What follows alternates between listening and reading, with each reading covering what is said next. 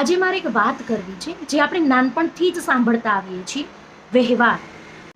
પહેલેથી જ ચાલતું આવે છે કે કોઈના પ્રસંગમાં આપણે જઈએ તો કવર આપીએ, કોઈને ત્યાં બાળકનો જન્મ થયો તો જબલું આપીએ, અને એ જ પ્રમાણે જ્યારે આપણે ત્યાં પ્રસંગ હોય ત્યારે એ કવર અને જબલું રિટર્ન આપે.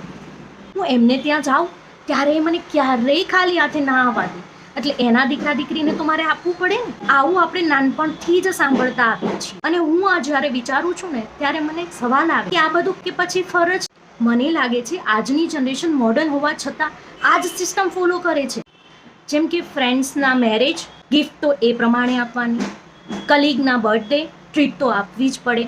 અરે એ સુધી કે આપણે ફ્રેન્ડ્સ ટ્રીપ પર જઈએ તો ઇક્વલ કન્ટ્રીબ્યુશન. આ બધું બેલેન્સ શીટ જેવું નહીં લાગતું? પણ તો શું રિટર્નમાં એ જ એક્સપેક્ટ કરવું યોગ્ય છે? પર્સનલી મારા માટે વ્યવહાર એટલે કોમ્પિટિશન નથી. વ્યવહાર એટલે કનેક્શન, હેપીનેસ એન્ડ ચોઇસ. નહીં તો પછી ગિફ્ટ નહીં રહે, એ ઇન્વેસ્ટમેન્ટ બની જાય છે.